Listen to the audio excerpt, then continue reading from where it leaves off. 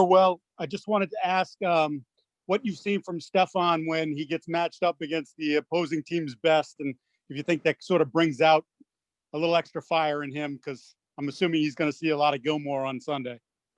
Yeah, and it's not nothing he hasn't seen before, and teams are typically trying to roll a safety to him, and he presents that difficult of a challenge. So, he's excited for the matchup. We're excited to get out there on Sunday and try to put our best foot forward, try to win another division game. We all know we're playing, so we're working hard in practice, trying to get right for Sunday.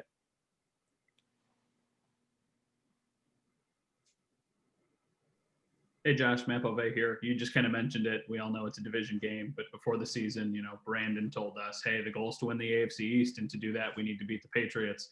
Now it's Patriots week. The game is here.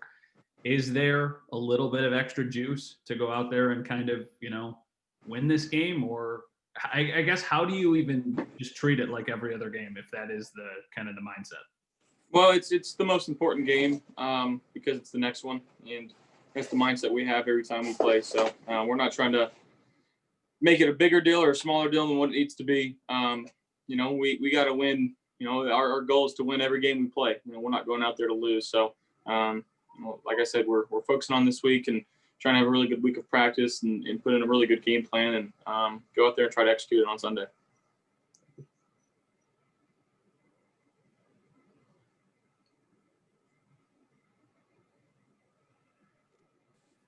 Hey, Josh, Thad Brown. When it comes to the defenses you guys have been facing, the deep zone that Cole talked about at the end of the game last week, how does John Brown help you potentially solve some of those issues? I think the vertical presence that he has, the speed and the quickness that he has, and he's able to run some really good in breaking routes, and he's another matchup that you have to focus on. So you can't just play man to man and roll somebody to Steph. You gotta worry backside what John's doing too. So to have him back this week's gonna be big for us, and I know he's excited to get back to action. We're excited to have him back. So again, we'll see on Sunday, and we'll have to make in-game adjustments. Going against arguably the greatest coach of all time, and he's probably putting in something that maybe we haven't seen and we're not thinking of. So anything. We got to be prepared for anything on Sunday. And we got to be able to, adjust during the game. Is it fair to think that John himself can be enough to fix a lot of those issues? I definitely think so, but it takes 11 guys, and we've had guys step up, and guys are doing their job right now. And, myself included, I got to do a better job when we get in the red zone and try to put up some more points, making sure we're taking care of the football. And ultimately that's on my shoulders. So, I got to be better on that end, and, having another guy like John, who I trust implicitly, and a guy that's going to work his tail off and, play for the team. It's always great to have a guy like that out there. Thanks, Josh. Appreciate it. Hey, Josh, it's Jason Wolf from the Buffalo News. Appreciate you taking some time to talk to us, man. Yeah, thank you, Jay. Good to see you. Yeah, good to see you too. I know that you've spoken in the past about last year's home game against the Patriots when you guys lost by one score, and you threw 3 interceptions, being a turning point for you. I'm curious. I know. Oh, lost you. You there? Yep, there we go. All right, cool. I know a lot of things obviously factor into your improved play, but the lack of turnovers, the improvement in ball security, what do you most attribute that to? I think maybe just kind of a mindset change of, instead of home run first, thinking working bottom up instead of top down. Just little tweaks in that, making sure that I'm very comfortable with the game plan that we're putting in, and letting Coach Dable know if there's any concepts that I don't like. And he's been very gracious to take them out, and very gracious to work around what I like and what I don't like, and attribute that to guys getting open and going to catch the ball for me, as well as the front 5 guys blocking and doing their assignments as well. You obviously have the ability to hit those home runs, man, those long passing plays, and those are exciting. How difficult is it to keep your emotions in check sometimes, especially when you're seeing defenses playing more zone now, and to take the underneath stuff, take what they're giving you and just methodically move down the field as opposed to taking a huge chunk? Yeah, it's different than what I've always been used to, and Like I said, the kind of the mentality change that I've had, trusting the guys underneath and allowing them to catch the ball and create some positive rack. If that's what we got to do, that's what we'll do. I'll adjust. And when we've got big plays that present themselves, we got to make sure that we capitalize on them. So it's a game plan that I'm willing to work with, and it's still football, and we got to find ways to move the ball and win the game. Cool. Thank you. Hey, Josh, when you go back and, look at the tape from even the last game against the Patriots, which now 10 months ago and all the games this year seems like so far away. We've come so long since then. What do you learn this week when, just looking at how you played them and the quarterback that you are now today in 2020? Yeah, obviously looking back at last year's tape, especially the first game, it's not fun. It's just knowing some of the mistakes that I made. And but I do get to see, what they were trying to do to me, how they played me game one compared to game two. And again, I don't know if they'll play me the same way. If they do, we've seen it before, but if not, we'll adjust and play football. That's what it's all about. And where a team comes out and has a better game plan, is able to adjust on the fly, then I'll ultimately come away with the win. And, like I said, we got to be prepared for anything on Sunday. Thanks, Josh.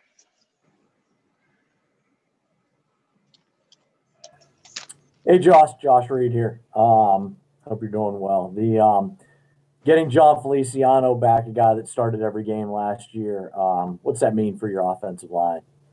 Yeah, it's great. Obviously, we've missed John, and just the mentality that he kind of brings to the front five, the knowledge, the communication aspect. He's been itching to get back out there, and he's been working his tail off to get back out there. And just seeing how hard, like I said, he's worked in rehab and making sure that he's staying in contact with me and trying to see what I see on the football field, and vice versa. It's been very promising, obviously, to be out there with him in practice. And I'm super glad to have him back, because he does, bring a different element to the line. And he's a guy that's going to have your back no matter the circumstances, and a guy that everybody loves. So we're super excited to have him back. Well, one last question for you. You've obviously played enough home games now that you've dealt with the wind. You've practiced in Orchard Park enough times now. It's supposed to be gusts of upwards of 50 miles an hour on Sunday. From maybe your first time when you really had to deal with that Buffalo wind until now, how have you kind of changed and maybe, I don't know if adjusted is the right word, but kind of gotten used to it, if you will?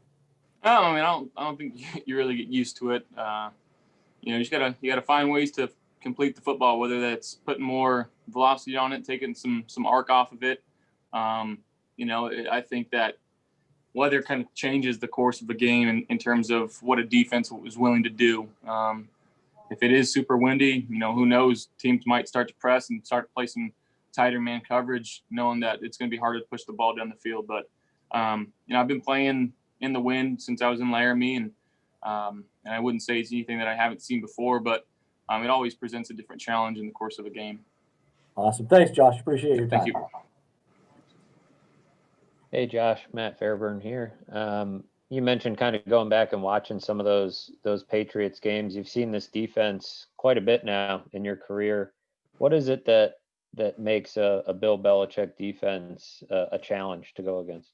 Well, I think that the personnel that they have, how smart those guys on the other side of the ball are, how they can interchange in between different positions, and how they can be playing corner one snap, and the next snap they're in the middle of the field playing the deep guy in Tampa 2, and they really don't give you too much to know what they're doing. They don't give you many indicators, and just the way the guys can in man coverage know that I've studied this guy, coach has studied this guy, he knows what he's going to do, how they can fall off their guy and kind of run in the middle, or vice versa, and they're extremely smart and well coached.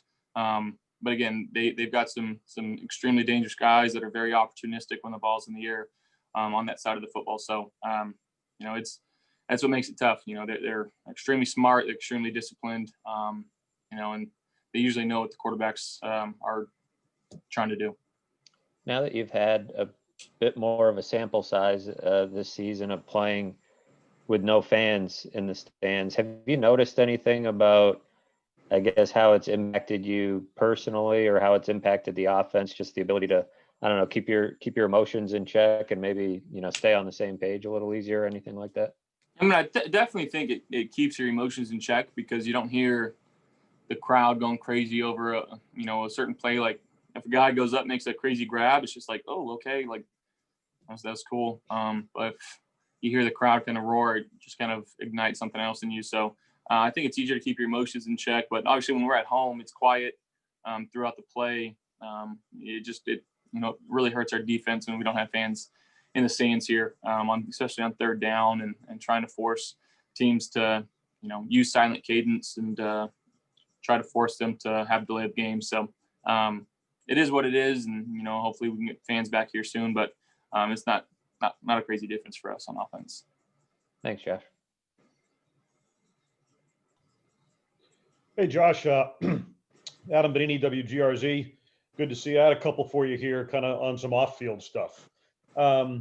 This year, more than ever, we've heard about the importance of professional athletes and seen professional athletes use their platform effectively in their communities.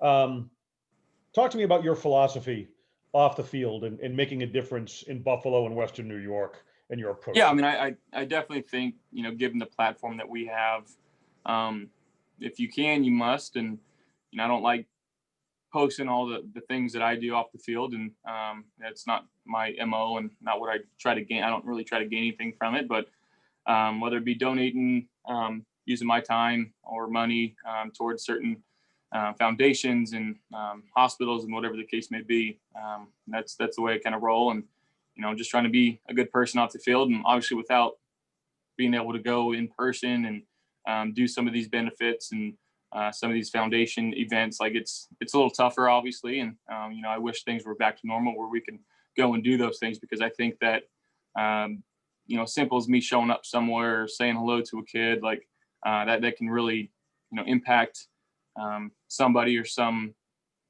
organization in a major way. What is it about Children's Hospital, which appears to be kind of the central focus of what it is you do in Buffalo? And I get that, making a big difference for one place. What inspires you about Children's Hospital? Well, I mean, I think that when I was a kid, my brother was diagnosed with Kawasaki disease, and he was in the hospital for about a week and a half, 2 weeks. And just knowing that, I wasn't always there. My family wasn't always there. We had other stuff to do, but these children are, kind of given the short end of the stick. And sometimes like just the situations are gut wrenching. And just knowing that me saying hello, me showing up and giving them a little Bill's goodie bag or whatever the case may be, what that can do for them, how it can lift their spirits up in their time of need. And, it's something near and dear to my heart is working with Oshai Children's Hospital, because of that feeling that I get to give to kids. And, it breaks my heart every time I go there, because you see some things that you obviously don't wish upon anybody. And these are just children that don't deserve what they're going through. But like I said, just the littlest thing of me showing up and being there and showing my support and telling them that I'm praying for them and I care about them, it can make that much of a difference. Last one for you here. I appreciate your answer. When we sat down with Vic and Jim Kelly last year, you told a story that kind of stuck with me, and we approached the story. I wanted to kind of get back into it. Again, you were a kid. You said you were at a baseball game in San Francisco, and you were hanging out, waiting for a player who I suspect his initials are BB, but I won't ask. No, it wasn't him. Mm-mm. It wasn't. Okay. But you said that left an impression on you when you were waiting for a picture or an autograph or whatever it was, and whoever it was kind of blew you off, right? Does that motivate you today? Like, how did that moment help to shape who you are as a leader in a community off the field? Yeah, I mean, we were in the tunnel, obviously, and the player had a really good game, and there's maybe 10 kids. Like, it was probably an hour after the game, so there was maybe 10 kids left, and my parents were begging us, like, let's go. Like, they're not coming out, or he's not coming out. And sure enough, he came out, and like I said, there's probably 10 kids left, and instead of looking and waving and maybe even giving us fist bumps or whatever, just like kind of turned his cap to the side and just kept walking. And that just like left an impression in me. Like I was just like, I don't want to root for this guy anymore. Like it bothered me so much. Like I told myself if I was in a position like I am today, I'd do everything in my power to make sure that I just acknowledged every kid that looked up to me and that was a fan, because, you know, I've been there before and I know how bad it hurt me when the athlete that I looked up to didn't seem like he cared too much about us. So that's why in training camp, like I'm usually the last one out there and trying to high five and sign things for kids. And just knowing, like I said, how much of an impact something so minor can make. All right, Josh, I appreciate your time. Was that Pac Bell Park where you were at? It was AT&T. AT&T. Yeah. Okay. All right, Josh, thanks so much for your time. I appreciate it. Thank you. Bye-bye. Josh, all set, man. Thanks. Thank you.